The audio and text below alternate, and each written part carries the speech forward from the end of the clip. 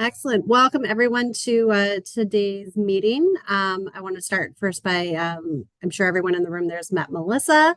Melissa, welcome to the board. We're really excited to have you filling the role and bringing some different views and thoughts forward with us as we move forward through the rest of this year.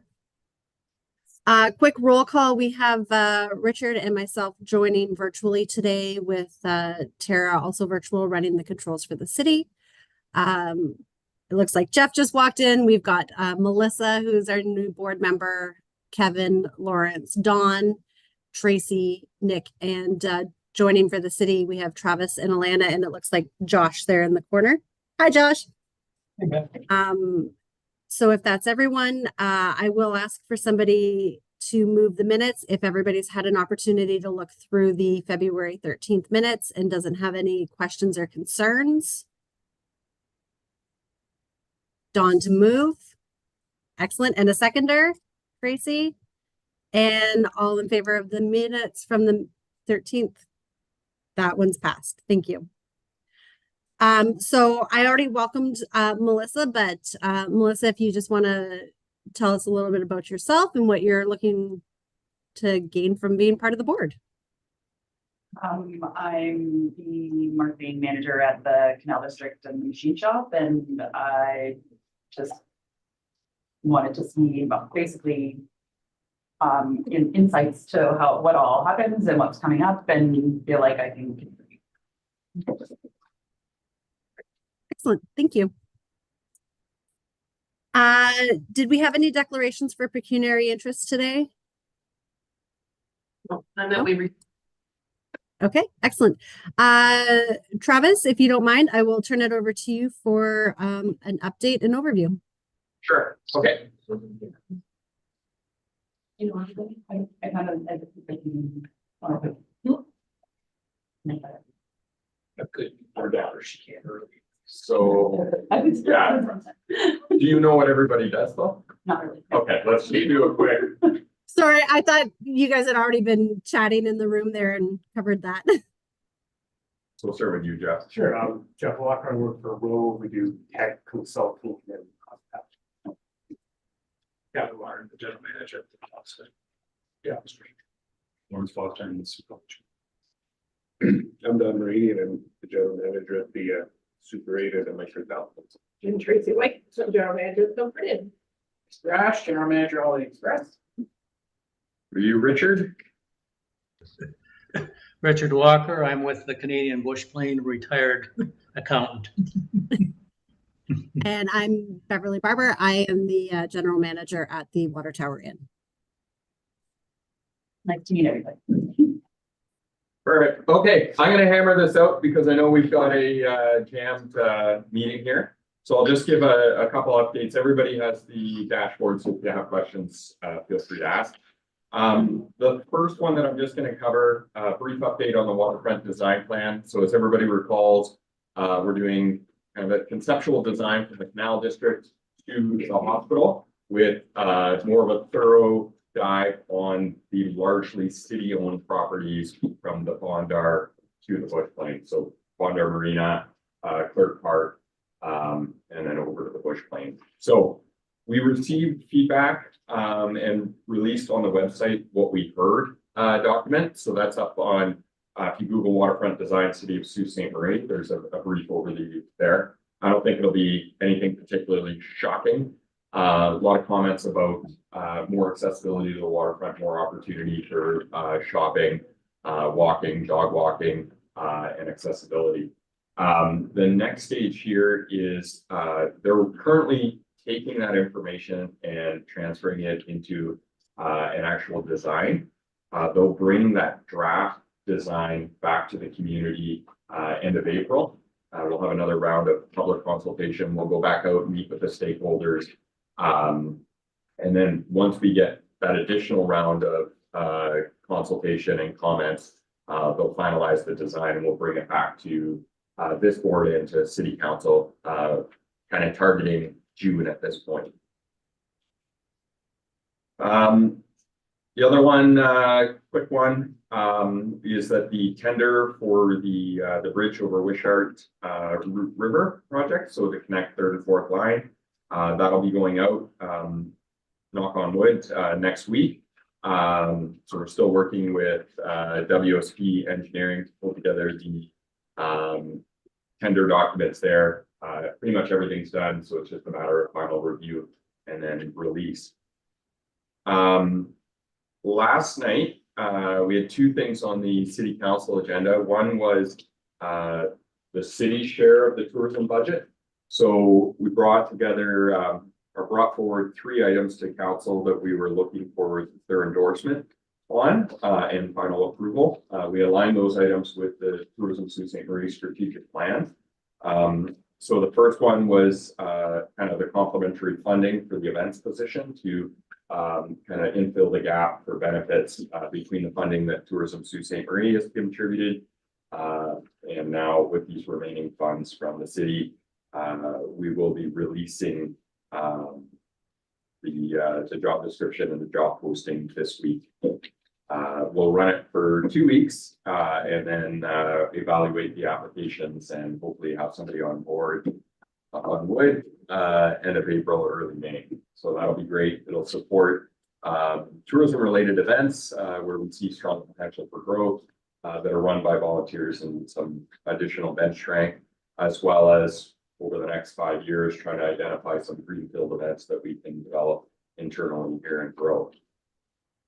The second item was, as mentioned previously, we've seen cost escalation on the Wishart project.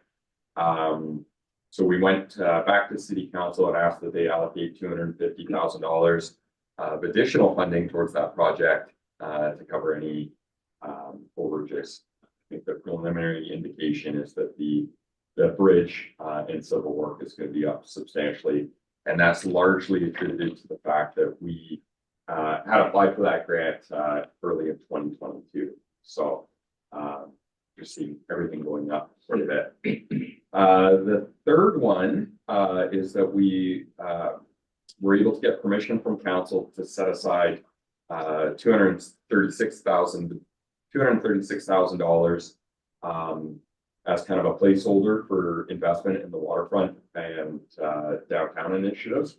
So that'll come out of work that we see out of the waterfront design plan.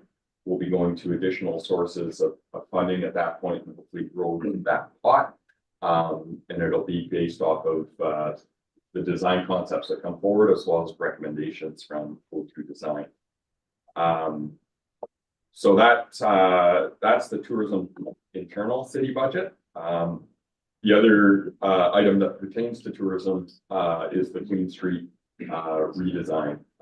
So we were able to apply to NOHSE for an additional $2 million for streetscaping, which is essentially the beautification aspects of Queen Street. So that's an important one for us in terms of elevating the profile and beauty of downtown, hopefully able to attract more people to Queen Street to stay longer and hopefully spend more money in that area. So that was given permission. We're currently in phase 2 of that application and hopefully seeing that advance to their board sometime in the second quarter this year. The last little gem of good news, and it was, I would say, shocking on our side. The MAC collections for January of this year exceeded the collections from January of 2023 by roughly $9,000. And that was largely attributed, we had a 2% growth in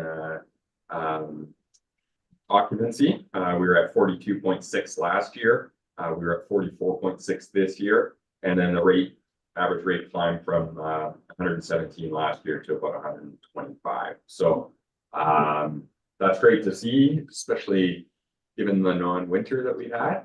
We're going to see a few bumps in the next month and subsequent months with some events. So hopefully we're not too far off of what we collected last year. Ideally, this trend continues. So I thought that was great news. Mm-hmm. So that's it, update wise, unless anybody has any questions. What's your start date for the bridge? Sure. There is an in-water window requirement for the fisheries. So we expect it to be at the earliest end of June, most likely July or August. So that's what we're targeting right now. Expect that the project will continue. Complicated once you get over the bridge. And the bridge is 100 feet, so it's a big project. And sorry, I might have missed it, but how did things go with the city council? Were they all passed? Yeah, absolutely. Everything was passed. I think supportive of the initiatives and the fact that it aligns with the strat plan, really helps the cause. So Excellent. Glad to hear. Before we leave the staff thing, I know, Alana, you got a list this long, but can I add one to it? Last year, you did a great report on all of the TDFs that we did in 2022, I guess it would have been. So I think I'm hopeful that we'll get a similar one for this past year. So. You read my mind, Richard. I have it. The reason I Thank have you. it on the board is we're still waiting for 2 events to wrap up their claim from 2023. So Okay. before we get into the events today, what I'll do is I'll go through everything just at a high level to give some context to where we're at. And then once I have those 2 claims wrapped up, then I can release the final report to everybody. and one that we were just discussing prior to this meeting, the next council meeting is April 8th. We'll have all these TDFs at that council meeting, and we think the following morning, Tuesday, we'd like to do a press release about just kind of bringing to everyone's attention the support that the board has provided to tourism events and products. So we'll do a press release about the overall support that the board's given since the inception of the TDF, as well as kind of highlighting some of the larger. So I think it helps kind of promote what's going on in the tourism industry here, and we just post all the good work the board has been doing. And if you can create yeah, so that people understand. Sure, that there's a method here. Okay, great. So if we are ready to move on to the financial update, Richard, will that be you this afternoon? What did we pass out? We didn't have anything. I just sent you what I received Yeah. just to talk about, but as I said, it's not really a final number. It's just to give you some context. Okay. So I'm not sure it's worthwhile to do a financial update. So. But as Atlanta said in her email yesterday, after 4 years, we finally are getting a monthly financial statement. So yay. 4 years. Richard, I can share with you, I checked the bank account this morning because I have access to log in. Sitting in your bank account right now is $909,000 that we haven't received MAT transfers. Yeah, the MAT transfer for the first quarter will occur at the end of this month, so we're expecting that to come in. But was obviously up $1,000. And then what we're planning to do, it's not, we're still working with the new accountant to get a template and to get everything set up on how it will look, but what we hope to bring to the board for next month will be an income statement with revenue and expenses and how they're broken down against the account codes and then against our budget for the year. So we're very close. We're much closer than we've ever been. Yeah, and those spreadsheets that you had sent out were looking exactly on track so that we can see things nicely. Yeah, so that's my internal spreadsheet so that I can track it against what the accountants do. Yeah. No, that's a great way for accountability. Okay, if that's all that we have for a financial update, if anyone has any questions, then we will move on to the tourism development funds. I'll turn it over to Alana, and I'm assuming also Josh at times since he's joining us today. I will start quickly with, a correction to the agenda. Okay, Item F under Tourism Development Fund, it says, provincial archery championships. We've deferred that to next meeting. But in your package, you would have seen the inclusion of the Coppa Giovanni Italian Festival. So that's actually the one that's supposed to be in that spot. so it's just a sub out. Yeah, the information was all in the package. It was just a mistake on the agenda. We have a number of events coming up in the next few months. We tried to balance it out with 8 on this one. We'll probably have another 6 or 8 on the next one. So it'll be, yeah. I like the new format. Yeah, we did. So yeah, you'll see I changed the summary so that you can see, because some of these events are starting to have annual applications. So you can see previously approved. And then we included in there what the draft resolution would be. Richard, I'm just gonna start quickly your point with a summary from last year, and this is largely for Melissa's benefit, being new to the board, to provide some context to the Tourism Development Fund and kind of what it is. So quickly, the TDF is money that is the MAC tax. It comes to the city. And then what happens is it gets split into various pots. So the tourism board has a portion, the city shares the portion that Travis just spoke about, and then the TDF is money that the board has a recommendation over to be able to disperse to either product development or events and festivals. So what happens is we bring all this information forward, you have a chance to review it, and then we bring a recommendation after a conversation to city council for final approval. Kind of the Coles Notes version. I had the paper, sorry, somewhere in this accumulation of trees is what we did last year. So we approved last year. Just give me 2 seconds. Here we go. 26 different projects were approved in 2023. 5 of those were events that are scheduled to take place in 2024. Committed funds through approval was 310,000 through the TDF. So what I'm still waiting for is a couple of the events to finally wrap up so that we can, not everybody claims the full amount. So that number will fluctuate. Sorry, what was that number, Alana?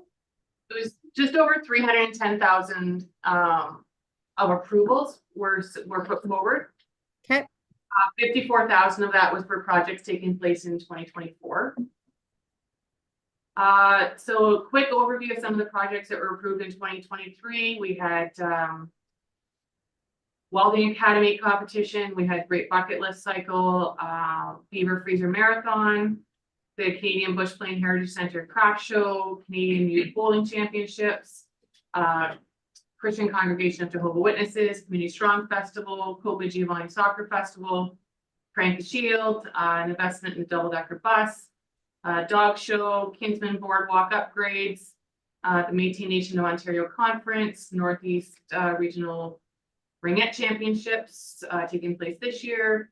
There was a regional swim meet, the Ontario Tourism Summit, baseball championships, Queen Street Cruise, Runway Park Drag Race Series, Salty Marine Trails Festival, Sioux Curlers Association, live streaming upgrades, Sioux Pickleball Championships, the Voyager Trail Association for their map upgrades, and then a walleye tournament taking place this year. So it broke down to 2 festivals and events, 12 sporting events, 3 conferences, and 3 product development applications. Festival approval, just to give you an idea, was around 10,000. Sports events was just over 100,000. Conferences, 24,000, and product development, 174,000. Wow. Excellent. That's quite a list. Yeah. One other thing is, I guess everybody should be aware of is, and I'll use, I think it was Miss Marie, we gave them or approved whatever it was over 5 years. That automatically, the whole amount automatically comes out of the TDF at that point in time, even though the dollars aren't spent until future years. So just so everybody is aware. Correct. That's a So point. I happen to have that on here too. In 2023, the multi-year commitment payment summary, but to Richard's point, that money's already been pulled out. The final payment for the downtown plaza, 25,000, which was payment 2 of 2. The film and television position was the second payment, and then payment 2 of 5 of 25,000 for the tour boat operations is how it's broken down. Excellent. Okay, so that's a lot of information. Questions for Alana on the summary? We'll wait for the final report. Yeah, so once I have the final 2 events to submit their claim, then what I can do is I can wrap up all those numbers, firm them up, and then I'll send a full report out to everybody, hopefully for next month's meeting. Okay, excellent. Thank you. Let's start today with item A, the Christian Congregation of Jehovah Witness Convention, 2024 and 2025. So the reason we have 2 years on the application is that they've signed a contract with Sault Ste. Marie for 2 years. So it's gone to City Council and it was approved for the rental of the venue for 2024 and 2025. So we thought it would be worthwhile to streamline the process rather than apply in this year and next year, to do it as one, and then we'll just do a multi-year payment. I think everybody's quite familiar. It's a 3-day convention of the Congregation of Jehovah Witnesses. They've been coming to Sault Ste. Marie now for, with the exception of COVID, since 2018, I believe. Last year we approved $12,000 to offset the rental at the GFL Memorial Gardens. The convention brought in 253 locals last year, 354 from the region, just over 2,000 from across Ontario, for a total of 2,800 people participating. The economic impact exceeds $1 million, sitting at just 1.1 approximately. The resolution on the table for consideration is the support of the $12,000 per year to offset the venue rental of the GFL for a total of $24,000. So that they locked in the price for the 2 years for the rental. So there's not gonna be That's correct. but we changed it. We need to add another $1,000 next year. And we talked in this meeting about going back to the city as to why they were charging, Mhm. why they weren't contributing anything to this. So is that 12,000 like a huge discount? Well, in theory, they are, because the TDS city money, right? So I mean, I think it goes. I mean, there's a couple things here. One, cost deferred through that mechanism would be applied to city taxpayers, and I think that that's one of the big issues. But also, there's a perspective here that the fund itself is city dollars. It's part of the city share of the tax collection.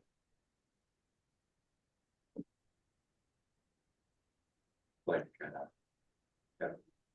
That's something Brian did that. I wasn't sure if that was. Just here.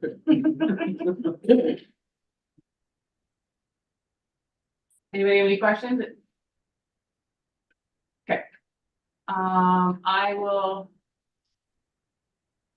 go to number 2, which is the Community Futures Conference. Give me a second, because I have a lot of papers.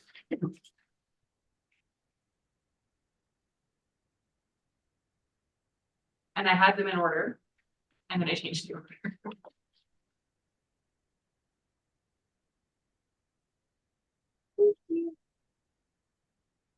It's fun. Okay. So the Community Futures Conference was last hosted in Sault Ste. Marie in 2012. It rotates between Southern and Northern Ontario annually. They have not applied for funding in the past. Their ask came in at $5,000 when we put them through the evaluation matrix. The conference placed a recommendation of around $3,000. They're looking for funding to help support some of their field trips that are doing around the city and their social nights. They're bringing 200 delegates to Shingwalk, Kinmagagamig, for a special event. what we're looking to do here, it's a break-even conference, so they're looking for some money to help support some of their expenses of hosting it here in Sioux. Tara's been working on this application to help support them with activities and things that they can do in the city to help amplify their conference. She's come forward with a recommendation of $3,000 to help support the Community Futures Conference. Anybody have any questions on that? You guys did your homework. Appreciate it. You've seen how many there were. Did. There's a lot, there's a lot. Okay, the next one is the Community Strong Race Weekend. Before we go, I have a question for Bev. I misread when I read this, and it's 2 weeks after the Run the Great Lakes, which is a charity race we host for 25 years. And it sort of overlaps, but I don't know if it's a conflict or not. The Community Strong? Yeah. Or, no, With the Run the Great Lakes, because I'm part. no, you're good. Because it's a charity, there's no personal gain. No. So I'm gonna hand it over to Josh in a second, but I want to preface this conversation with the Community Strong Race Weekend is an event that we've identified as one that has some opportunity to grow. We've been working quite closely with them to look at their registrations and where people are coming from and how that's going. And we know, and we're seeing an uptick this year in registrations over last year, so that's positive. Josh, I'll let you do the quick summary, and then we can have a conversation around kind of where we can take this from here.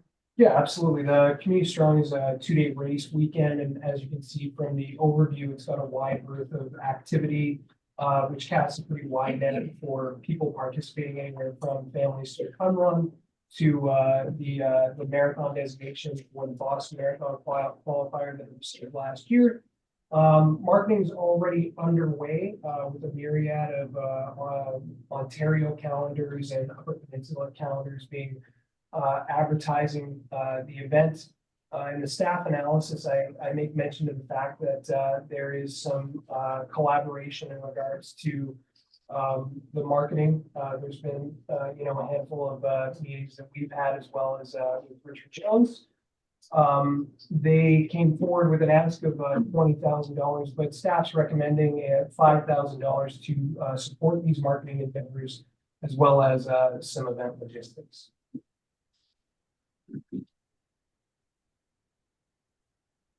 The only question I have, because I know we've had this conversation about these kind of circuits that usually you have to be in the market way ahead of time in order to get the registrations, right? Especially like I don't know how recent they received the getting the qualifier for the Boston Marathons. I would think that would be the draw, right? Especially for those of us who enjoy running. But We're all on the same page. but so like where are they in terms of like how do they come about and how close are they into those windows? I can speak to that. So they received the designation as a Boston qualifier last year. This is a group that has been incredibly receptive to kind of our feedback and development of growth plan. So they did go out for marketing very early. They released their event. We've talked about it before. If you're training for a marathon, you probably want to give people at least 6 months notice. So they did that. They've had kind of some special discounts along the way. Seeing a substantial increase in registration, a substantial increase in out-of-town registration. So it is really good. Other discussions, I mean, a race is a race is a race, right? Mm-hmm. So we're working with them on kind of the programming of that event to make it memorable. And this is a group, I mean, it's not always we get groups that are this responsive and have already implemented recommendations heading into the second year. So I think they've done a really good job. And is there a time limit to this qualification race status? Like, do they have this is a Boston Marathon qualification race for 2 years, 10 years, forever? I think as long as it's the same color stuff, and it's certified for the 2 weeks. I don't know if that's my I think it's a well-timed race as well, based on the other Boston qualifiers within a 3-mile rate, a 3-hour drive radius mile.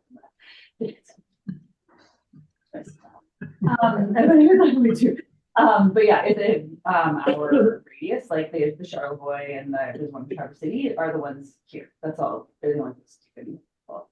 So I think it's great to have that draw, because if you didn't do it last year, you might want to try it here, and if you don't succeed in your time here.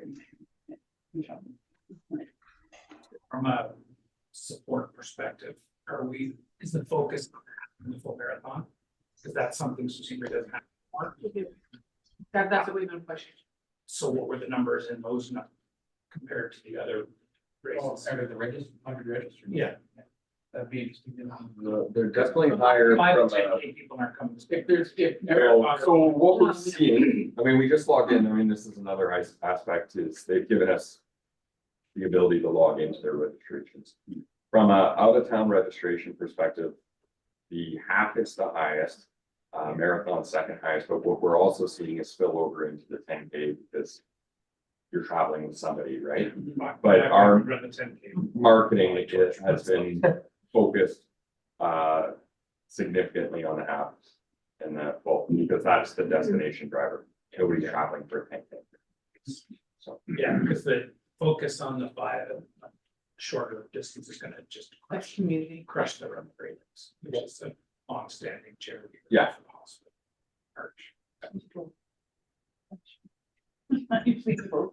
Because they are close together. 5K is largely a community event.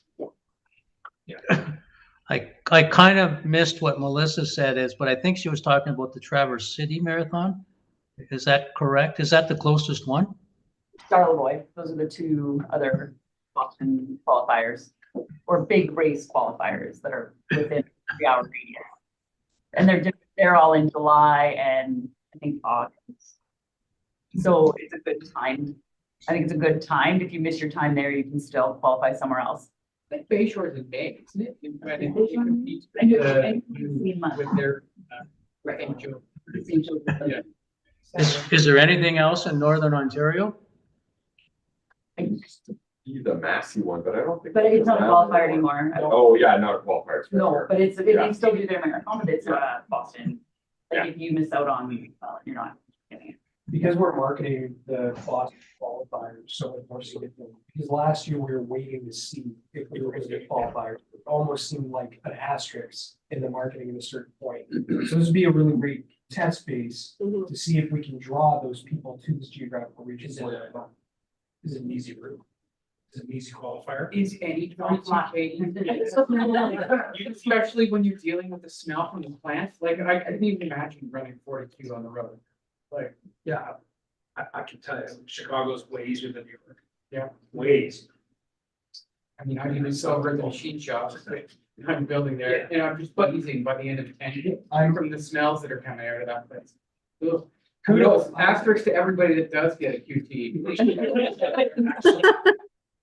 Exactly. And they're like, I'm no expert, but the verbiage that we're putting out is a fairly flat, easy course to these calendars and to the marketing that we've been promoting. so that is a big thing I know from other races I've run, but they do promote that it's a fairly easy qualifying race compared to the Halifax Marathon, which is called, like, it's a gut test. Like there's quite a few websites. I was looking it up last night, and there's quite a few websites right now publishing easiest qualifiers for the Boston Marathon. And I know that the Charlevoix one is high up in the ranking of it, which is great. So if we are flat, maybe we should talk to them about promoting it that way, like as in you'll get the best time here because it's a flat road. I run the waterfront 5K because it's flat. I don't want the hill. I got 26 minutes. Let's go. So Well, that's flying, kids are music. Because that get us further down at the conservatory, but. Yeah. Most of these calendars require new descriptions, and Yeah. we draft them together, and we use very slow verbiage, but I've made that note about actual specific marketing that speaks to that. It's in my feeds every day on Instagram and Facebook. Like, I've been seeing it for 6 months. You're the Doing it perfect either. audience. I mean, it's Yeah. landing where it needs to land. We have- Doing any. Still not doing it. Festivals, dinners, that kind of stuff. Yep, there's those kind of components built in. And try to speak to our growth strategy. That's a discussion that we've had for, further along the road as well. How can we enhance those? And talk about the actual atmosphere, right? Like the shared zones, the thing that you do so that people don't feel like they're running through. Yes. Yes, at about kilometer 35, we really need some people there cheering on. Well, I think-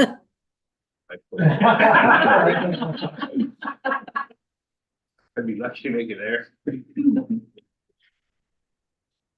Okay, Okay, now that we're looking for marketing money for them, that's what they're continue to put the word out. Yeah, I mean, even that marketing money this year, like they're within their close to 90 days of the delivery starting already, right? That marketing will help. Well, it's already in flight, so Right. that is to, Could be for next year too. Yeah. It'll- okay. Festival of Beer. Beer, Josh. The Sault Ste. Marie Festival of Beer is a fairly long-standing event, Sault Ste. Marie over a decade. What's interesting about this application is they're trying to make a transition away from just the one-day sampling of Northern Ontario beers with after concert.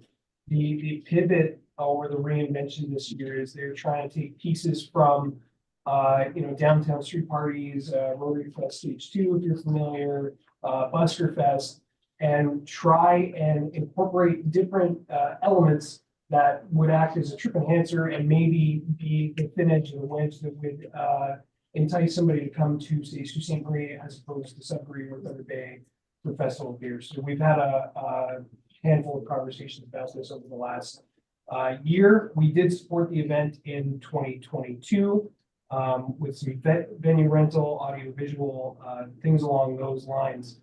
After reviewing, the anticipated numbers of folks coming to Sault Ste. Marie, it scored a 39 on the evaluation matrix, the internal staff matrix that we've run every event through. So landed between $2,000 and $5,000. So we're recommending a contribution of $3,000, $2,000 to go towards marketing, and $1,000 to go towards their performances, whether it be the buskers or the bands that they're hiring. There's only one suggestion, Josh, especially for some of these events, and not specifically this one, just these events in general that are, we're kind of using them as trip enhancers and stuff like that. Personally, from my perspective, I'd like some collateral that I can talk and help visualize to my guests so that I can say, because everybody asks, so what's there to do and this, that, and the other, and sometimes you're not. They should be, but they're not in the presence of mind to say, oh, the beer fest is going on, let's go down and check it out. At least if we have some collateral wise that we can give out or point to or promote or, like I know one time people used to drop posters and stuff off, that we have a section that we put them up and stuff like that. This was a reminder to our staff, but also as a, somebody who maybe did not ask, they have something they can pick up, whether in our brochure racks or in the crap we keep everywhere. It's a piece we thought of in a larger scale, large profile things in portfolio, but I didn't have that on my head in regards to these ones. So I made a note and, yeah, absolutely. If I could piggyback that, my concern with a couple of the events that we're looking at today is that they really aren't tourism events, they're city events. So if we wanted to create, again, whether it's one piece in our hotels that gets swapped out for upcoming events so that people can talk about it. But I look at this just like Poutine Fest is not driving hits events. It's not a tourism event. And I don't know that the beer festival is a tourism event. Do we need to put them together and create, you're talking about Rotary Festival bands and create something that then my sales team can go sell as a reason or put a package together on my website to bring people to town.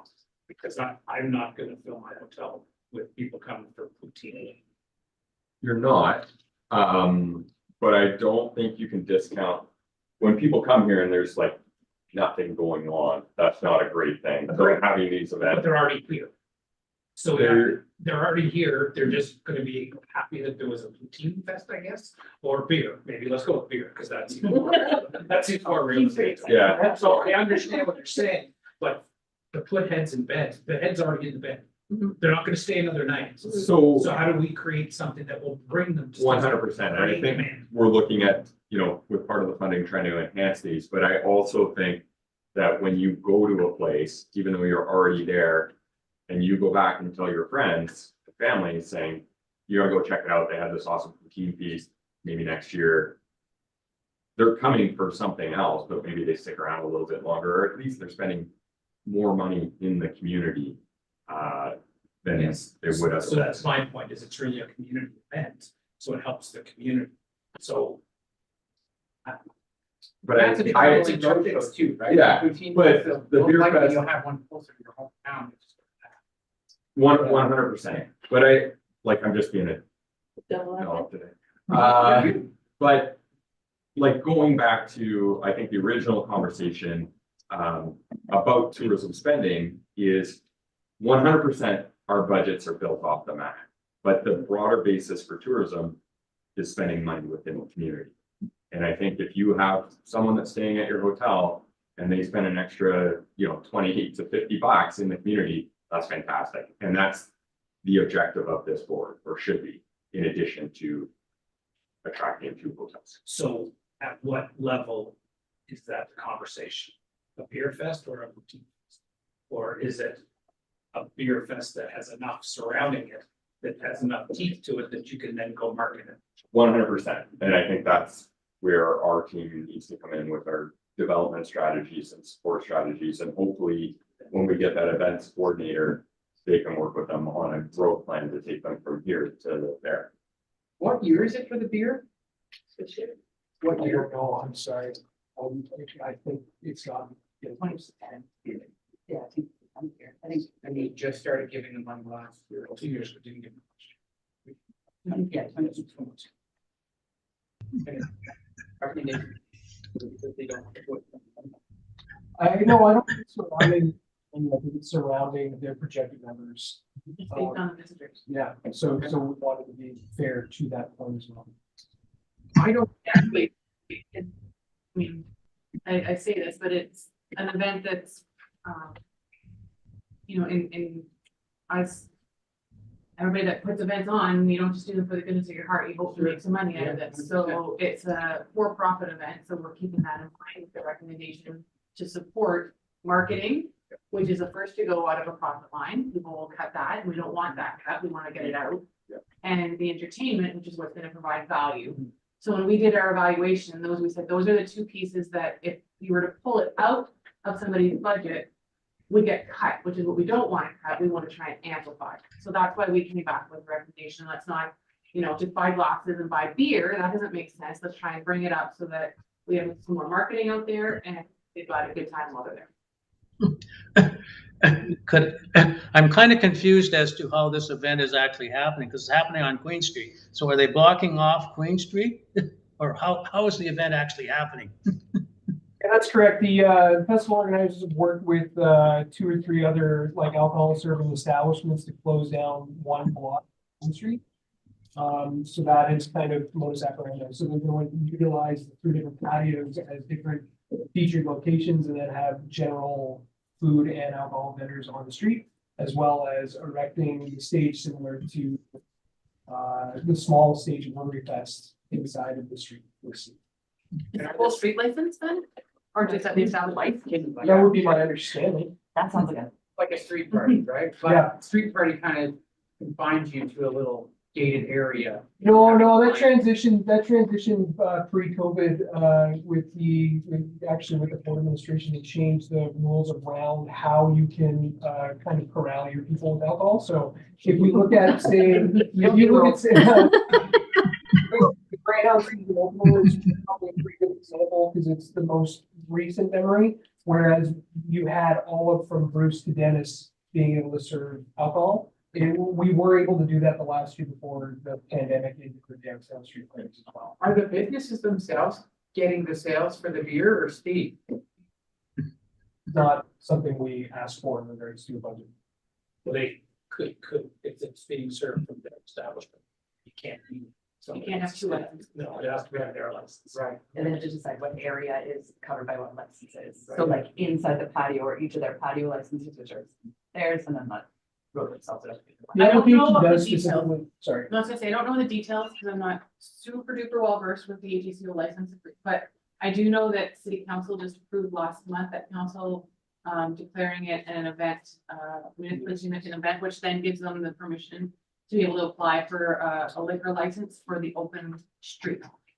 So I don't know the exact specifics of it, but I believe the intent is that the street is licensed now so that people can free flow to make it a bigger party. Bigger event. In addition to that, if you were to make an assumption, I would assume that there is some sort of profit sharing if the application mentions different businesses inside. It's an assumption, but. I was gonna say that May 3rd, 4th, that's a good time if you're going to go to Sault Ste. Marie. It's a really nice time to go there, especially now that we have some trails opening up. The beer festival is a, hey, let's stay an extra day. That's the way I look at this. Not only that, but Steve does a lot of other events with the community. He's out there, he uses his liquor license. He did my event, he does Trails Fest events and other things. And it's great to have somebody that's willing to put themselves out there and organize those things for tourism. You just have more legs than the protein. For sure. Yeah, for sure. It does. It's not a place. That's for marketing to US where they don't know what poutine is. No, they're not coming out from things, girls. Yes, they do. People that come from Wisconsin. It is worth it. When you shop for free, they're like, yeah. Unless you ask your wife. Doesn't she want poutine? No, I thought you went with that. Neither one of us ever had. Oh, okay, I thought you shared that. Okay. Moving right along, the Ontario Cup Mountain Bike Race 2024. Pardon, I'll read this one verbatim. It's the first provincially sanctioned event that's being hosted on our mountain bike trails of Hiawatha Highlands. It lends a validity to the work that this board has done in regards to the development of the trails. Securing this event, it's an obvious next stage in promoting these trails to avid trail riders and athletes who are looking to qualify and represent the nation of Canada as they move on. There are 5 of these every year.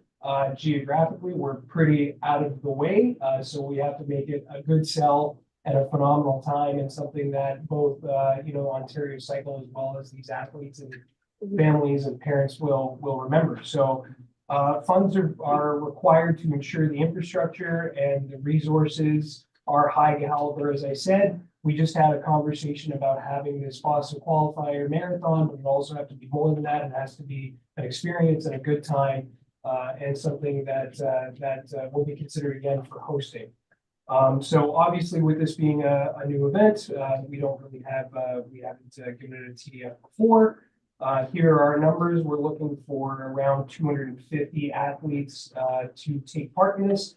Part of the reason why the numbers aren't significant are these people are on a circuit to amass points. It's not just I can sign up and try and qualify for the Boston Marathon. You need to be able to be on the circuit, to have your UCI license, et cetera, et cetera. So the Sioux Cycle Club, we've been working close with them. Registration is already open right now. I don't have the data. I'll have the data next month as to how we're doing. We receive it monthly. So we're wanting to make sure that this is a phenomenal first step out of the gate. and on some real validity to both the cycling club and the Tours of Sault Ste. Marie and this, large investment. So going through the evaluation matrix, it scored a 41, giving us a range of 5,000 to 10,000. And I think we'd like to hit right dab in the middle, $7,500 to help support the construction of some race course features that are mandatory to complete one of our courses of the 3 courses that Travis has already outlined with our GPS as we build our technical manual for the O Cup. Obviously, we want to be marketing it to the right avenues, these athletes, and then we also are going to need some significant signage for the courses and then medical expenses should anything go awry. So staff is recommending $7,500 towards the Ontario Cup mountain bike race. My first question. You got to go first last time. How do we make this, one, I guess my question is, will this be a bit of a stepping stone to bigger and better things? I think I know the answer, yes. Yes, and I had a very, as you know, I'm soft-spoken, very polite, You are. conversation with the head of the OCA, and there's a preliminary commitment to have it as an annual event at this time. The overall goal, I think, for us would be, hopefully get on the Canada Cup circuit and make this as an established event. I think having a legacy event, like having it year over year is really good. It helps us with our sports resume. It helps us for future grant applications. And it's a multi-day event. Did you qualify to get there? No, so You did sign up. so there's 2 aspects. There's one, if you're racing expert elite level, you have to have an annual race license, which means you're most likely going to do multiple O Cups. You can enter the sport category, or we've actually developed a whole new race category where you only need to buy a day license, and it would be $5 for a kid or $10 for an adult. And just give a very quick breakdown. So the Saturday morning, we've added a 45-kilometer kind of open event that people can do.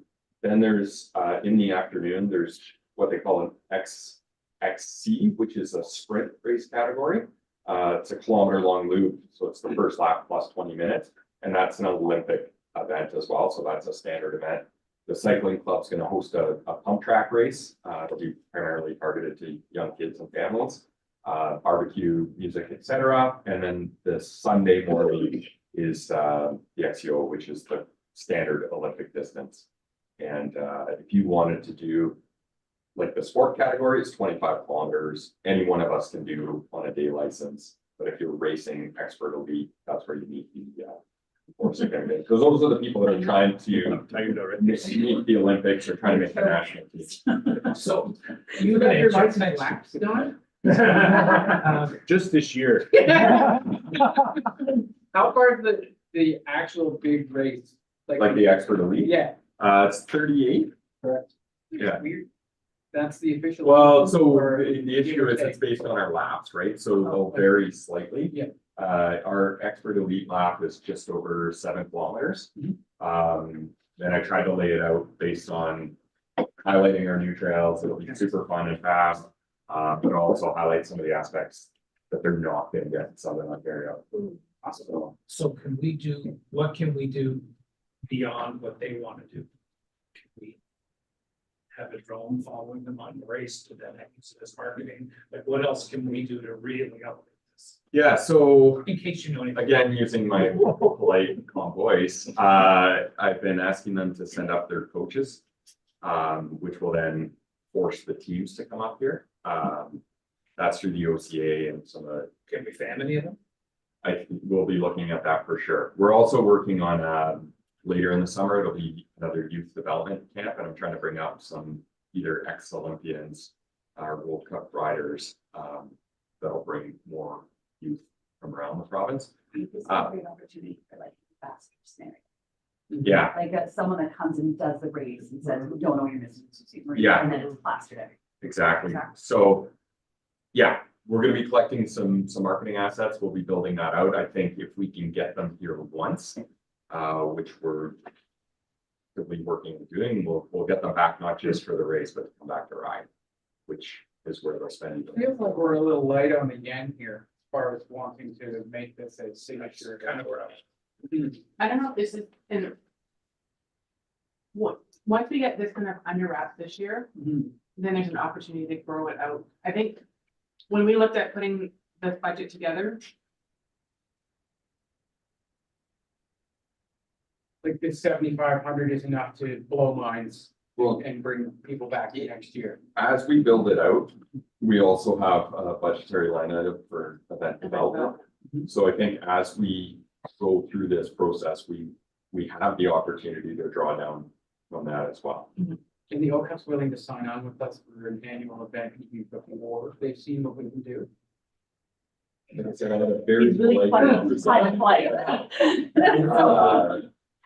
Yeah, so I think that's ready, but Can we at least, we top them up to the max of that category? Yeah. So just go ahead and like, we're into this, spend this money too. And then Sam's. Well, and you if you do want to add the aspect band stuff into that. is massive, right? Because youth aspect is you're not packing your kids up to go to Sault Ste. Marie for a night. Yeah. You're coming here, you're spending days. yeah, So like, if you have, and then you were saying about after with the other race, with the younger, so you put, like, it can piggyback on all of that, right? So Absolutely. if we can get kids and parents, grandparents come too. yeah, I mean, I just, you know, like, and then you're getting rooms, right? Like, then you're getting people. the other piece that, like, this is just very preliminary, but what, I'm hoping to spark a conversation about starting a Northern Ontario division as well. Because oftentimes people in the north are challenged to race in the south, like when we used to race. You'd be doing like a huge race and then hopping in your car and driving like, depending on the location, 10 hours back to the Sioux, like cramping the entire time. So you have that throughout the north, and I think if we could get like, they used to have this for skiing, whereas you'd have a Northern Ontario division. So it'd be nice if we could kind of use this as a barometer for the interest in that, still maintain the O Cup, but perhaps build out an even stronger Northern Ontario division. We've done like, I ran and skied in Sudbury and North Bay and In the 80s. and it's like, this, they have nothing. Yeah, Their exactly. trails are so boring Yeah, and they end up on the highway. yeah, You're Yeah. like, am I really on Highway 17 right now? Like, Yeah. like, so I think that'd be something that's strong, like that we could actually keep suffering in. absolutely. I think if we get them here, it'll really open up. I know, like, this is probably the only item today that I was excited about for the reason of the growth and the money we spent on the trails. The only thing that doesn't excite me at this point is the timing of the event, specifically working on this that. year. So I don't know, like, and that's where, like, I was kind of saying, like, hey, do I vote to give them the monies, knowing that we're gonna be compressed pretty highly on that weekend? Are we gonna be able to accommodate, you know, an event that kind of coincides with another event that compresses the market? Because like, so I'd be pissed if I drove 10 hours and I'm paid $200 a night on a super busy weekend. So let me speak to that. I'm just saying, I'm just saying, you know. 1 week after.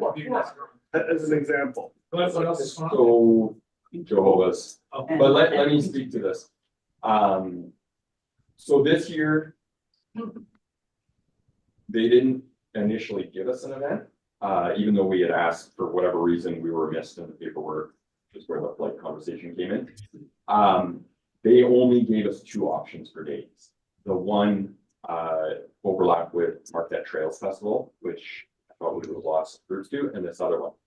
We have since, and unfortunately, have got the support of all other race organizers in Ontario, been pushing for another date. So the date may push, fingers crossed, into July or August. But we need them to adjust their entire schedule to accommodate.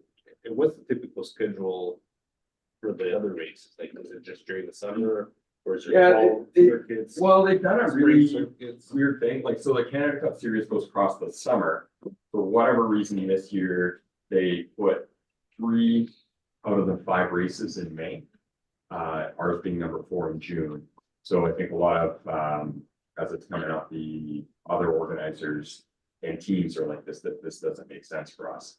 And once you start looking at June and, you know, it's a challenging time period. So we're pushing rather aggressively with the others to see if we can get it.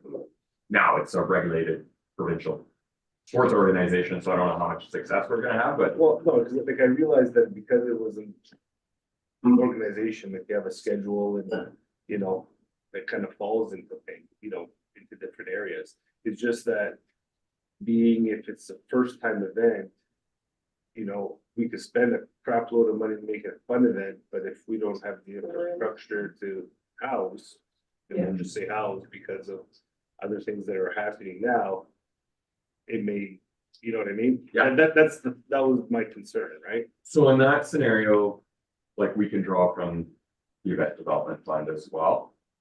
With this a line item, like, so if that's a legit concern of the board, you know, you can pass the resolution for the dollar value listed, and then we can come back and report, hey, we were able to get the date moved. We'd like to draw more money out of the event development line item. Yeah, it's an option. Because I think it's a great thing. Yeah. Considering all the time and effort, I mean, that you guys expect developing trails and stuff like that.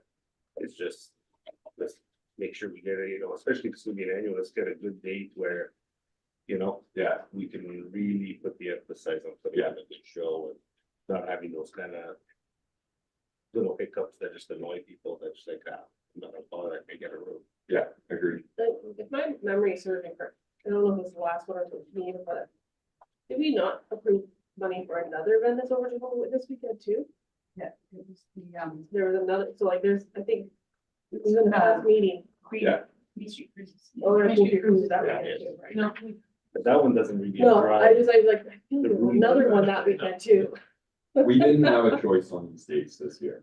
So that's. Yeah, I kind of A figured little that. pressure, demand is a good thing, folks. No, That's how we make money, it's It's not. demand. I get that, it's just, like you said, like, Doesn't, the city's not sold out for Joe Wood, No. so it's a good thing. Oh, but I took them all. Thank you. so convenient. Yeah. And it's because they're clean. It doesn't have to clean the roofs, trees. We'll be fine on it. And these groups are used to paying more than we charge, so.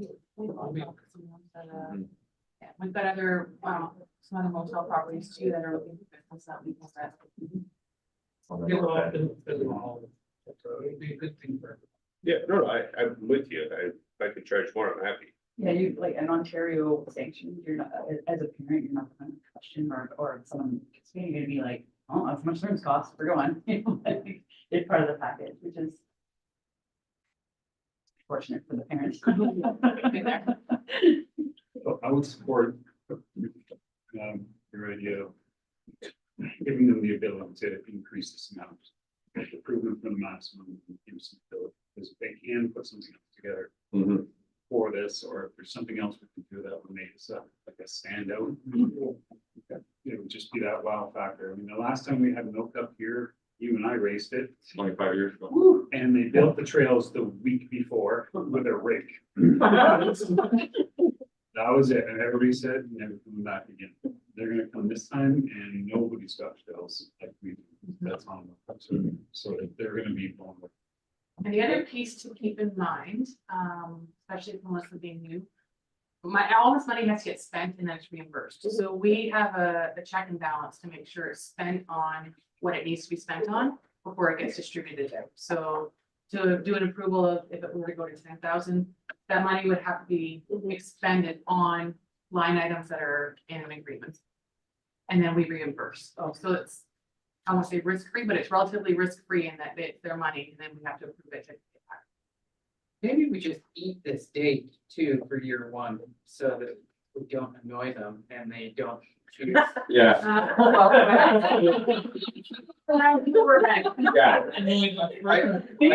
More blight. I don't disagree, but some of the other event organizers Yeah. have brought it up, I see. like independent of us. I just referenced it with them as maybe not the best date. And then out of the blue on Sunday, there were emails flying around from, like a handful of them being like, we think the schedule should be extended into the summer. And ours would make sense as one of those. I could make a recommendation for the money, let's use it for bug spray. Yeah. No, I'm serious, but if there were also in Kinsley Park. Well, let's maybe look at. I already bought a things truck that and I was gonna be selling this. Is that right? We're gonna call it the Skeeter Slammer. Like, no joke, and we were thinking about putting the bug spray in everybody's swag bags. Yeah. It's a good idea. Yeah. Yeah, But if we did push into July for some reason, then it's gonna affect the salty as well, right? well, That'd the be- date would be early July. And isn't Crank August. August? Yeah. And what we, like, it's a very different race than the Salty. It's a very fast, multi-lap race. Yeah, many years consuming well race. We've also been important, like we've discussed this with all parties too. So. Okay, Graham would like to be a volunteer at this event. Nice. Yeah. Next. F, which stands archery, but really means to say Copa Giovanni Soccer Festival and Italian Festival. So, the Giovanni's Italian Festival is going for a few years now. But the board members last year, they incorporated a soccer tournament, which was very well received. What's appealing to this event is we talk a lot about, a sport event needing to have an experience to make people come to town, and there's already these two elements built in together. You need the community to go to an event, to have a tourist be excited to come and vice versa. So, like the Community Strong, we find that this event is already on the right track. They've expanded their soccer tournament with new divisions, including a women's adult division. So they've projected their tourists at 501. I think that's a fair estimation, but offside, you could see it maybe increasing. So when we put it through the evaluation matrix, the event scored 59. So staff is recommending that the board of directors invest in the event upward of a maximum of $10,000 to support advertising out of town specifically, venue rental, field rental, official fees, equipment, insurance, permits. So event logistics, how they see this. Yeah, I feel like it has a similar conversation last year. Do we know what the actual results of your mind means having what came in last year in terms of out-of-town guests? So do we have that? I think it says 14s on that. Yeah, I know it's 14, but like, It's over Canada Day, right? No. from no, 50 because that's 15. Oh. Yeah, So it was scored using the metrics from, and correct me if I'm wrong, just from the soccer tournament. Like, that's where the visitors are coming from, not from the actual festival, because Yeah. there was no way to capture accurate numbers of people that came for the festival. And we know that the reality is not a lot of people are coming for the festival. Yeah. So we evaluate it largely with the soccer tournament, which then amplifies, the visitor experience of coming for the soccer tournament and the festival together. They do the awards, everything combined. It makes for a great weekend. And they're adding more teams in this year. So do we have numbers here? 4 out of town teams. And then now they're adding the women's, which there was lots of words about that last year. There was no women's division. No, just men. It was a trend last year with multiple events. So my sister's was like, I'm not going. So I can't even play. Yeah, but so she's going this year. She has a team. Yeah. I don't. is there an out of shape division? We'll do them Are you asking for a friend? No, I was gonna say, you're talking about youth, like, Who's the soccer tournament geared towards? Kids or adults or what? Adult, it's 16 plus. Okay. Both genders. I feel they should be challenging the Italian club in some of the other cities. Yeah, do that for club or the one. The one at Thunder Bay. Yeah, too. yeah. Get off your behinds. Still part of the marketing, right? And that's what they're doing is the direct outreach to the different clubs to try to get them to come out. And is it normal to give $10,000 to a sporting event? Isn't that the overall price for all categories? It's not one team. Didn't you say you recommended $10,000? Yeah, but It's not, what- That's what comes out on the when you go put it through the matrix, that's the number that 5 to 10. Okay, sorry. Yeah, 5 to 10 is the staff recommendation, right? Yeah, so the evaluation matrix, we can go through, Josh, if you want to go through it quickly. I mean, you don't, everybody's got it, you don't need to go through it in detail, but the comes at 59 and the range is 40 to 59 is 5,000 to 10,000. So it's at the high end of the range. And that's based on last year's actuals and what they're projecting this year.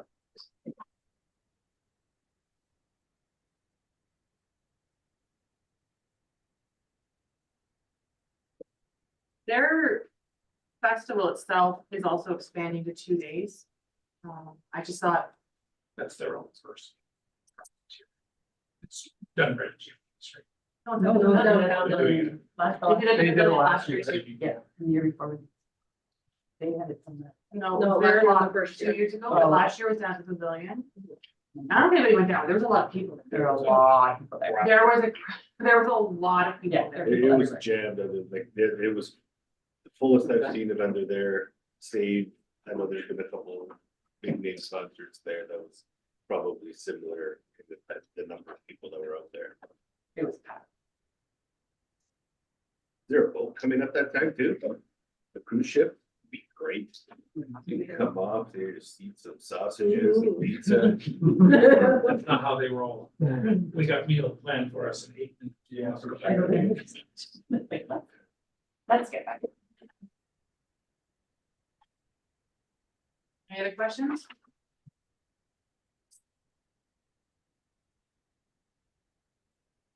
I'd be timekeeper. all right. Okay, Queen Street Cruise.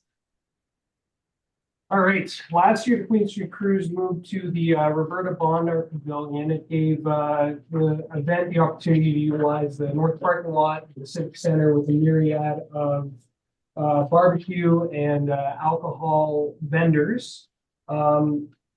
This really acts as an event inside of the portfolio that lends some variation. We don't have a lot of moto or car enthusiasts or vehicle enthusiast events.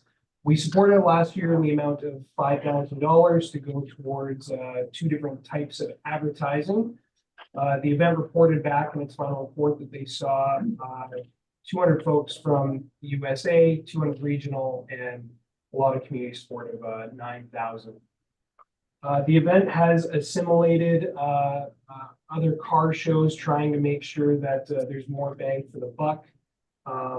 With that being said, putting it through the matrix, it's going to be 50, which is between $5,000 and $10,000. We've been working with the cruise and some of their new board members to revitalize some of its visual presence, as well as the quick comprehensive review of car clubs inside of Ontario and the Upper Peninsula, as well as car shows in both those regions as well, to see how the date aligns, as well as to do some direct marketing out to those groups. So that is already underway. With the scoring evaluation and their application to the Tourism Development Fund, we're recommending funding of $5,000 for overall mostly marketing and venue rental. Josh, if you can clear something for me, when I was reading this, they really don't, like, they have a note in there saying, well, we don't talk about registration is because we give that money to charity and stuff like that. We, Would it be fair of us to still ask for a better breakdown? Cause I mean, I'm not trying to suggest, that they're not being straightforward with us. But I mean, it's easy enough to say, oh yeah, we made all this money as an example, but we give it all to charity, so. It is a not-for-profit. They don't, I can pull it up, but they did a check presentation. It goes to the Sault Area Hospital. Yeah, like I know that that's how it started and whatnot. I don't know, like it make me feel better if I'm giving them money. The other piece that, Otherwise, we could just cut a check for $5,000 to Sault Area Hospital ourselves. yeah, the idea is to promote the marketing for the event. So we had a conversation with them, to talk about supporting charities, great. Everybody, we all agree that we have to support our local charities, but you have to consider a long-term plan for your festival. And part of that includes retaining some funds to put back into your event. So we've had those conversations, ad nauseum actually. We've been able to move that dial, and I believe that they're looking at that type of a plan for this year. So they are working towards some longer term financial sustainability. And part of that will be retaining funding, portion of the funds of registration.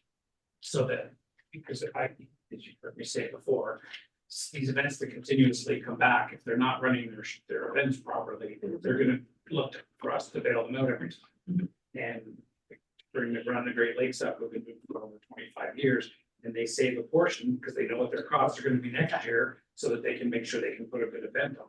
As opposed to giving it all to our hospital. And I'm happy to help, but they need to know next year they don't come to the table. Yeah, They don't have that kind of work plan in place like that, yeah, 100%. That makes me feel good. And so Alana, this is, correct me if I'm wrong, we've got 2023 in here, but this is the second or third year of sponsorship for this. Because I feel like we had 2022 and 2023, so this would be the third year. I think this is a budget line item for them. yeah, I'd have to go back and look at 2022. I think you're right, Beverly. Okay. Which is gonna be a larger conversation, and maybe not for today, but what do we do with events that are annual? We'll be looking for annual support, so. That's where the event growth strategy comes from, and the assistance with the events coordinator. So that's gonna come home pretty quick here. Well, we made it very clear to the Spree, to the Spree, that this isn't a charity, this is, money that needs to be spent of, it's a tax, so you have to have a plan to be sustainable. And if they show that, then we give them money for a short term. Yeah, so just to step up for the Queen Street Cruise, I do think they have done a lot of what we've asked. Part of it was moving out of the parking lot of the GFL down to a larger place to be able to grow, which they did last year. Adding entertainment that creates a better experience, which they've done. Increasing their marketing that side, which we're hoping to do. There are things that they are doing, I think, that are helping to grow that event out. I think if you look at some of the other car shows, they could be great successes. The ones down in Michigan, there's tons of people that come to them. So there are things that need to happen for sure, but they are taking steps to kind of move that slope.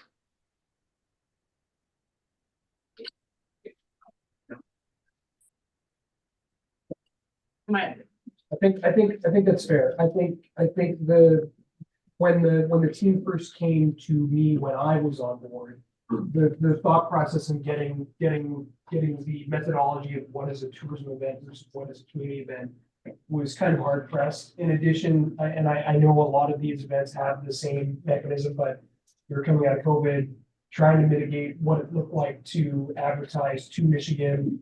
When I first came on board, that was still a question of whether people could come over. So we quickly pivoted and started advertising, to the province instead. So there are some factors in regards to this event where we maybe haven't capitalized on that right demographic and that car enthusiast initiative that we are trying to pivot back into. And it's just taking a little bit longer with this event, but they already started outreach this year, very much like Community Strong. Their timelines are much more reflective of what we would like to see this year, that they didn't do last year, right? They were calling car groups in the summer or in the fall of last year. And I know this because we had a placement student and they weren't here all the way through September, and we were having meetings with her and them. So that's another indicator of, okay, well, you can't just pack up your event, put it away and unpack it, after the May long weekend and hope for tourists. So there are some of these events that we have a relationship with that we are seeing kind of the thought process kind of get through their head. So Do we have a calendar for the downtown street parties? Is that going to be happening during this weekend as well, like it did last year? Then we've got Or four events. huge things happening over one weekend in June. I'm just like. It may be as a conversation for another time, because like there is some, maybe we need to make some distinction between community events that we support as part of, say,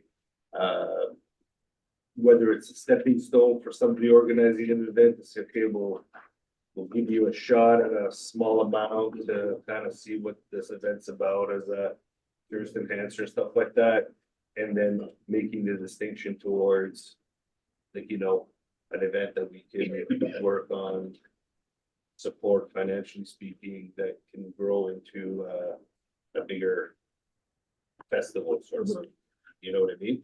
So that, like the smaller guy can get in and like we don't have to have these conversations where you say, well, I don't know if I support this because it's really not necessarily helping us achieve our objective of bringing more people into the city and stuff like that.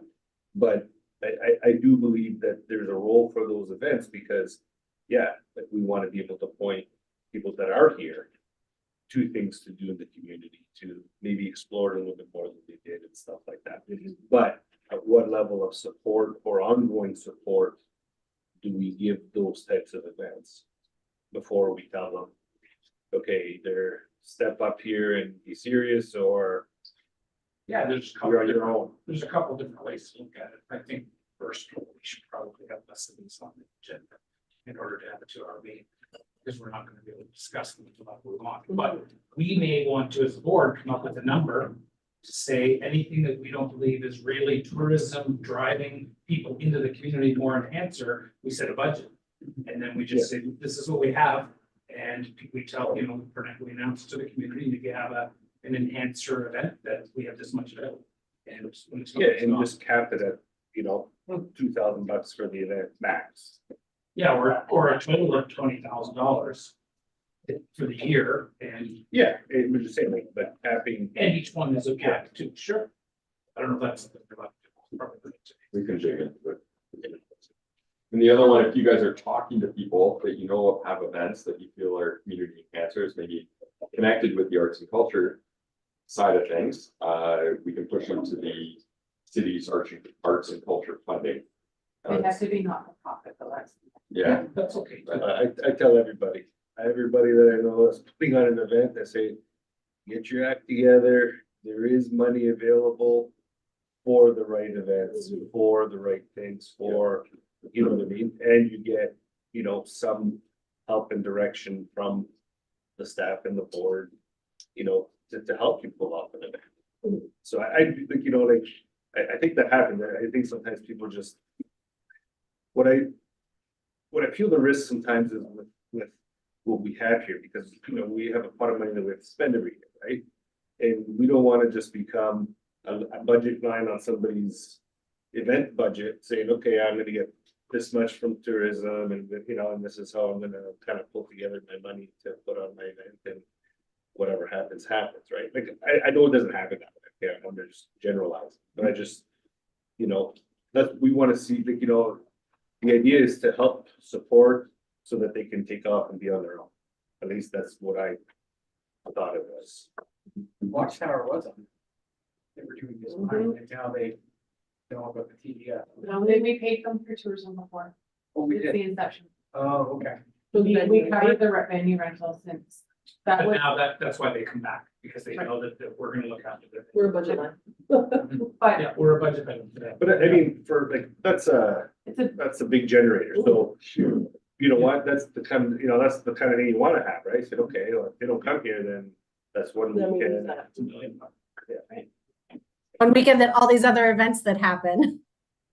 So just to give you some context, these are the ones that we actually have gone through everything and they've met all the criteria. Yeah. We've got another 30 of them that is, but it's a full-time job That's great. in It's work itself. done. Like, to be able to, yeah, just to be able to work and support, like, where this is 8 events here to try and support another 8 events coming. There's only so much that these events have to be able to do this on their own and have us help, but not, can't leave them all. Forever. Alana, can I ask on the budget summary here, it's got expenses of 28,000 and revenue of 10,000 sponsorship and funding. Does that 10,000 include the 5,000 from us last year? So if their 10,000 in revenue was sponsorship and funding, was that from us and they only had $5,000 in other funding? That's what they have confirmed right now. So they're seeking the additional funding. And that, listen, for me, feel more comfortable if they posted a proper budget, even with registrations and all that kind of stuff. So yeah, we give money to charity, that's fine. But like how We much? might, I might have it. Again, before we say that we don't have it, let me look and see. Usually they do. They have to submit a budget with the application.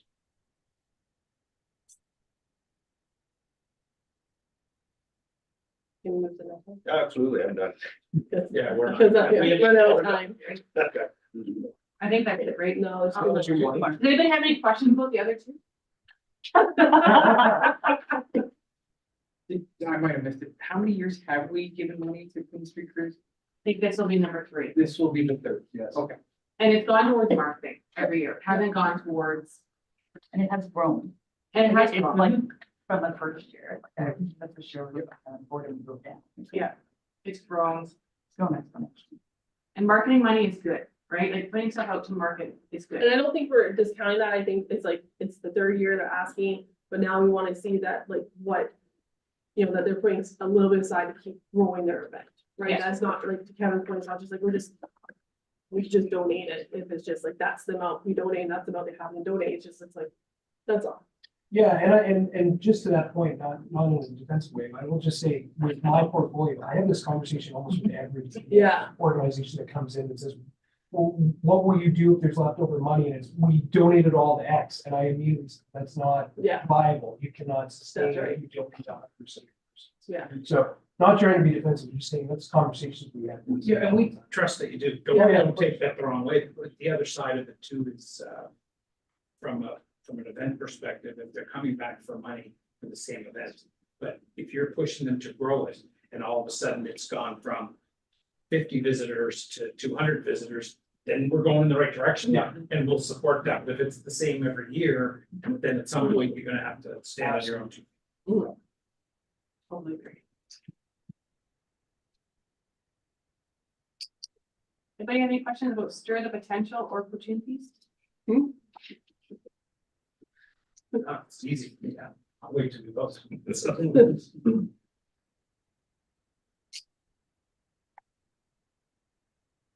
Okay. Do you want me to go through them? Yeah, give us a highlight on it, Alana. Because at least stir the potential, because that one's new in front of us. Okay. So Tara's been working with the Innovation Center to help support Stir the Potential. It's a conference coming to the Sioux Home Grove 27th to 28th of May. It's a new conference, like I said, it's focused on future-proofing businesses using innovation, creativity to explore problem solving. They've got some pretty signature guest speakers coming in, Bob McDonald, Ted Nolan, coming to be keynote speakers. They're looking to attract 50 people from across Ontario, 5 from the US. So not huge year one, but the idea is that hopefully it will grow. What we're trying to do is help support them to get this new conference launched. Looking at a recommendation of $3,000 to help support the cost of either guest speakers, venue rental, or their AV sound costs. So the idea is that this will be an annual event, which is great.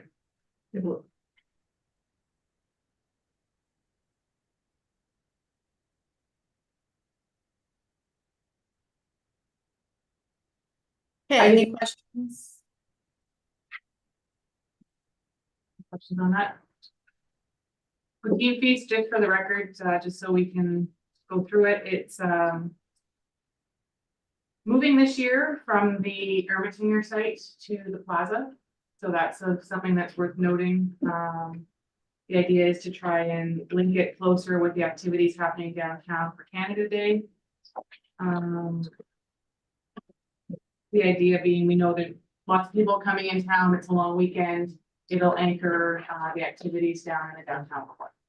So the money that's being asked for is for the hard costs associated with routine fees, so venue rental, no, sorry, not venue rental, porta potty rentals, those types of things, entertainment, sound, to help create a better experience for people down.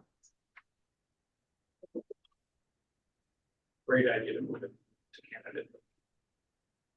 It's Always always been Maybe it's It's because always been a great idea. well, maybe it's because it was down further. I never Yeah. connected Yeah. it to the, I know because it closed the parking lots there on the third. Yeah. Yeah, so it'll be, it should be a great atmosphere downtown for Canada Day, right?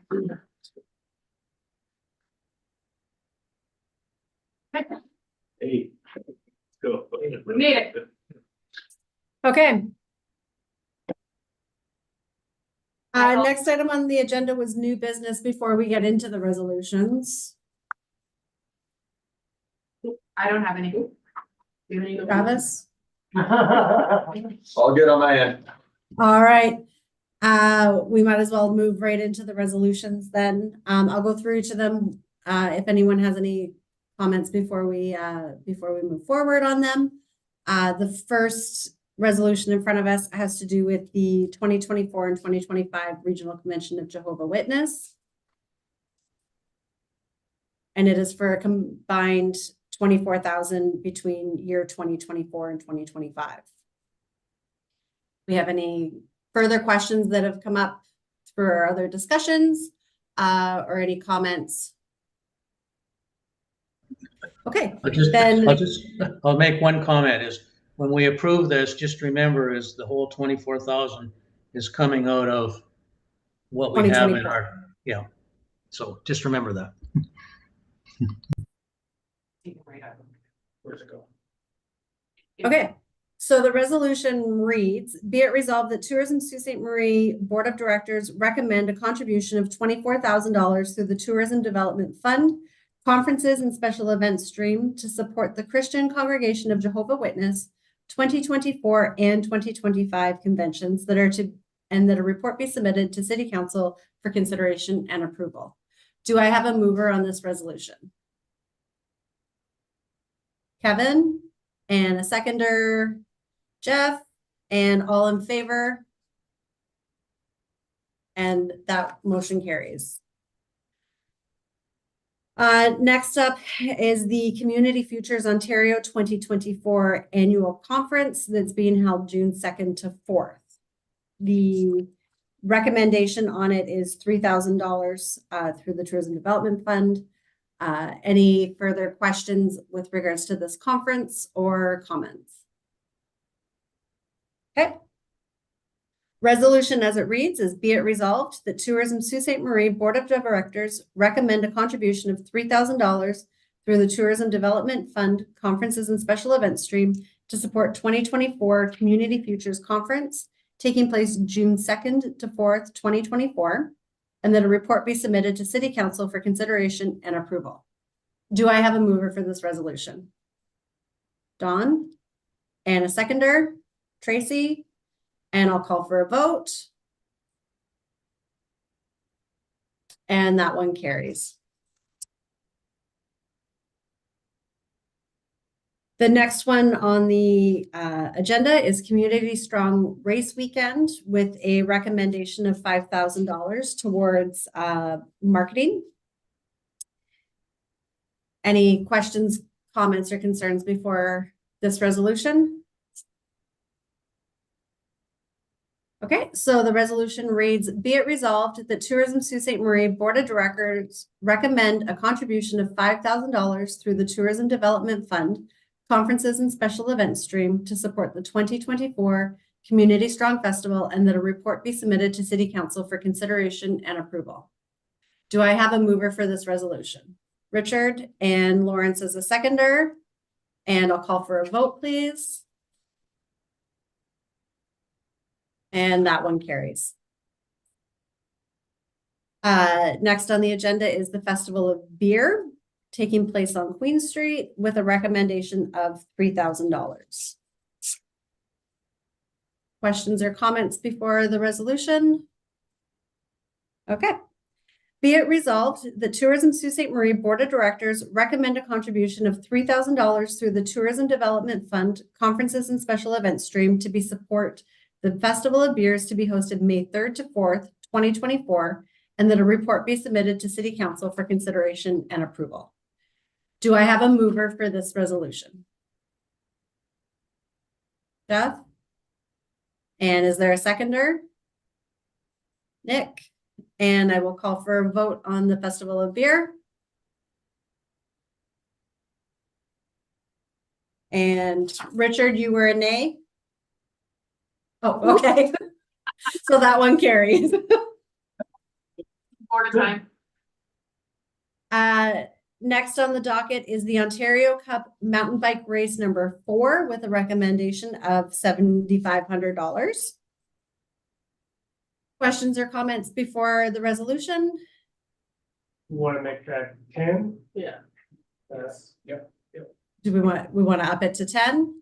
Okay, I will read the resolution as such then. Be it resolved that the Tourism Sault Ste. Marie Board of Directors recommend a contribution of $10,000 through the Tourism Development Fund, Conferences and Special Events Stream to support the Ontario Cup Mountain Bike Race being held June 15th and 16th, 2024, and that a report be submitted to City Council for consideration and approval. Do I have a mover?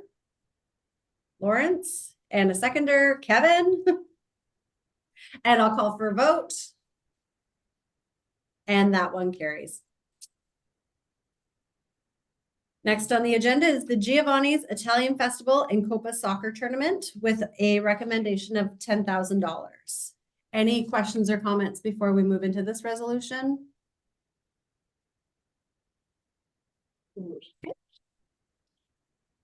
Sorry, Kevin, did you have something?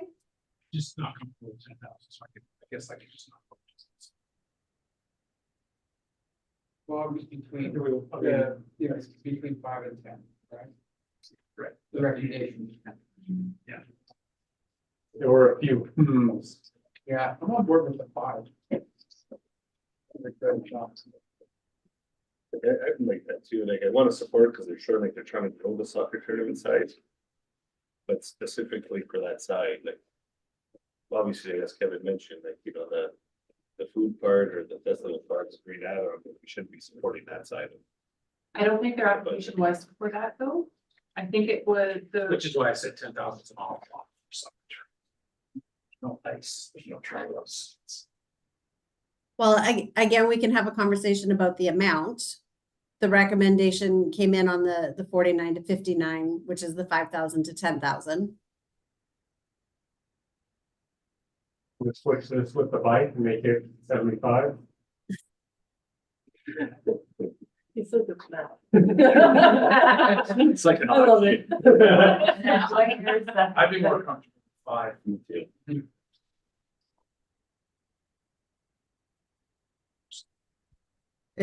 Sorry, I'm not catching everything that's being said.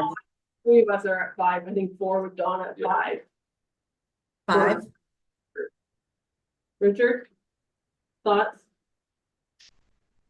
Yeah. I mean, again, I think I feel the way that you guys do that we want to support. I would probably feel more comfortable at 5. Me as well. Is that where we're at in the room? Yeah. Yeah. Okay.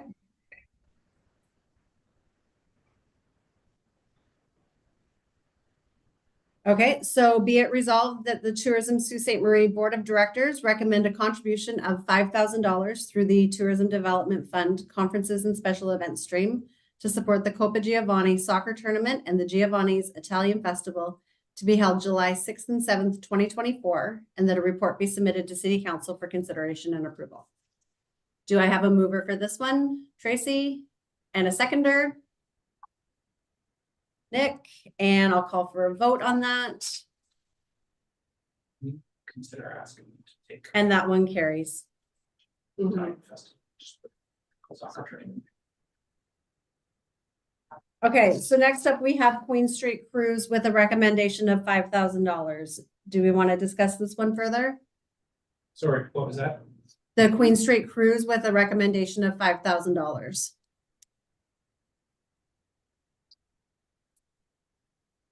No? Okay, so that resolution reads as, be it resolved that the Tourism Sault Ste. Marie Board of Directors recommend a contribution of $5,000 through the Tourism Development Fund Conferences and Special Events stream to support the Queen Street Cruise to be hosted June 14th and 15th, 2024, and that a report be submitted to City Council for consideration and approval. Is there a mover for this resolution? Jeff and Lawrence as a seconder. And I'll call for a vote on this one. Okay, Carrie. Stir the pot with a recommendation of $3,000. Questions, concerns, comments before we go into this resolution? I think the only comment I have, and it's not specific to this one, but I think any first-time applicant, I'd like to see a little bit more background on how they intend. Like, you know, it's, I don't find it good enough just to say, well, yes, we're gonna try to have this multiple times or every year. Like, I'd rather see a more detailed plan about how they want to grow an event out. Like I said, I don't mind supporting it, just on a first time event, I'd rather see a little bit more background ahead of time to say, this is our event, this is what we're hoping to do with our event, this is how we expect to grow it. You mean like them coming presenting, like people? had in the Even if, past? yeah, maybe if they have the. But you've already vetted it, right? Your team. Yeah, Yeah, either that or a little bit more of it, I don't know. I could put more detail in, I'm just saying for future first Conferences. time things. Like, I know, like, there's times where we know it's obvious that, like, for example, the other conference, it's a once in maybe a blue moon time, right? Like, you know, so the, it rotates. This one, they're looking to build it as a homegrown. right, so maybe like on, cause I mean, part of our mandate is to build homegrown type things.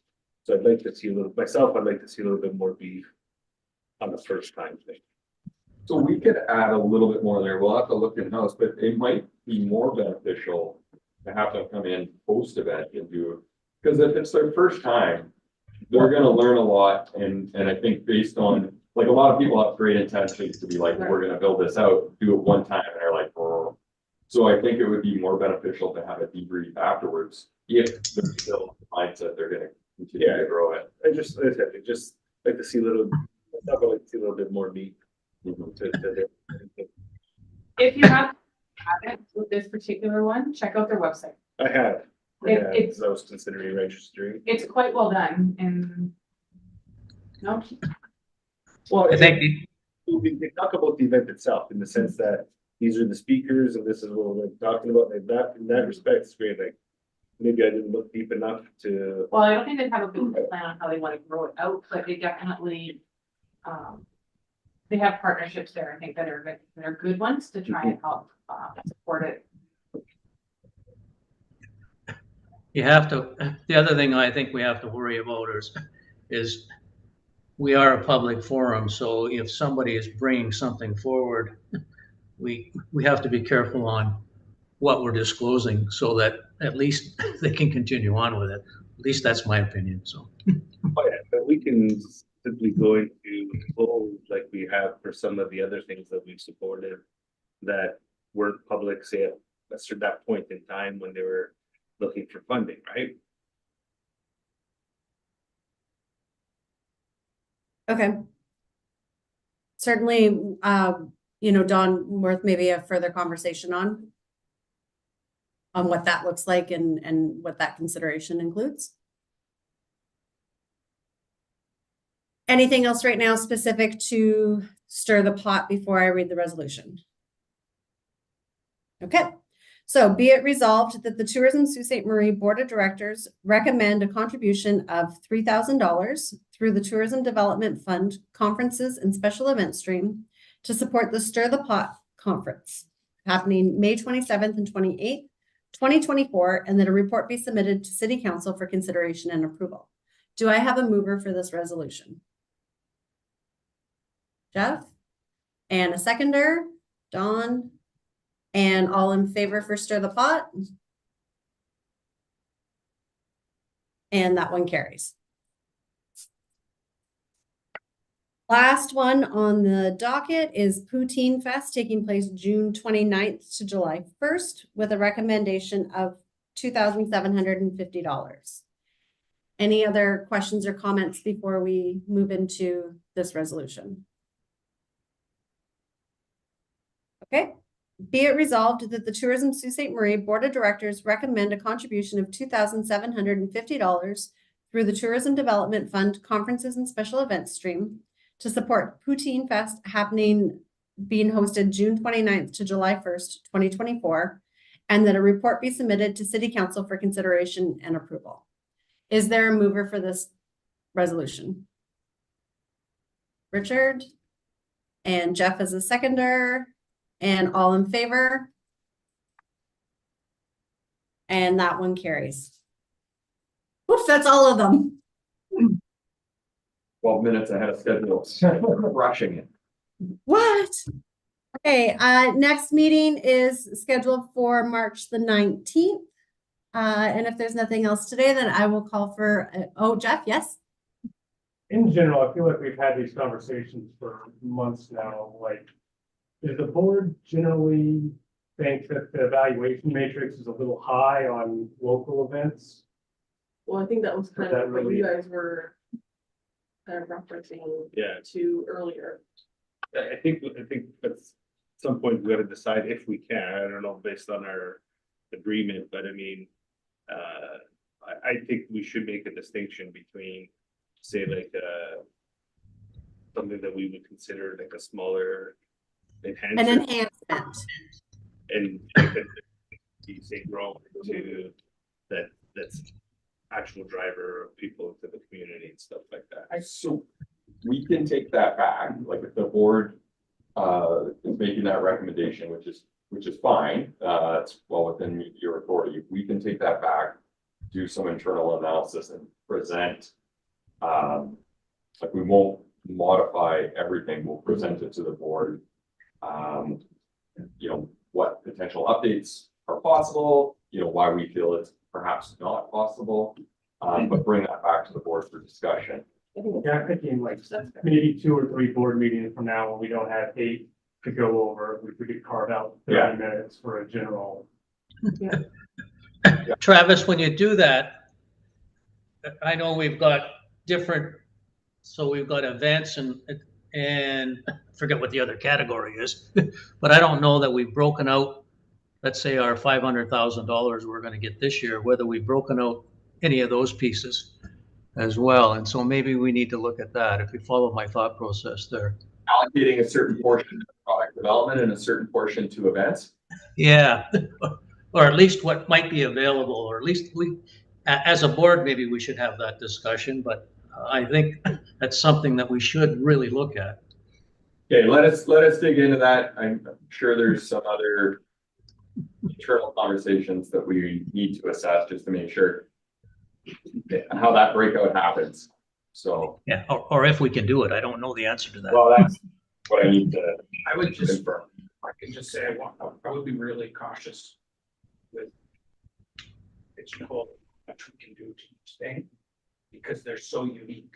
Yeah. And one might seem like a local event, but it might have the potential to be great, and it might be a boost at the beginning, but then maybe not off the back end. Maybe we just review the vetting process, so we're all a bit more comfortable, but I would just be scared if we're gonna start to put more constraints on that. And it might have us saying no to stuff that maybe we shouldn't be saying no to, maybe. Yeah, it ends up pigeonholing things. Perfectly clear. I'm committed to us doing an evaluation, but we may come back and say, we don't think this makes any sense. So, but we'll come back with the rationale. And then we as have to be comfortable saying, instead of 10,000, we're more comfortable with 5, even though the recommendation. The reason why I was saying that is, as we go forward, we might want to save some dollars for the boardwalk, downtown walkway, et cetera, out of this year's budget. I mean, that's a thought process that I think we need to look towards. So that's a separate conversation because it's city money on top of city money. If it's coming from the TDF, but that's not unheard of. So it's a more complicated conversation because of that. It's also a double-edged sword. If you're gonna not spend money to put it there, that means you might not be making as much money, which creates money to make. It just continues. But we're not gonna do events because we're saving a certain amount of money for something that may or may not happen. Yeah, we'll dig into it and come back with some thoughts and recommendations. Thank you. Okay, if that's everything, I'll ask for a mover on to Day's meeting. Kevin, Florence is the seconder. I'm sure we're all in favor. Thanks again, everyone. Have a great day. Melissa, again, welcome to the board. Thank you.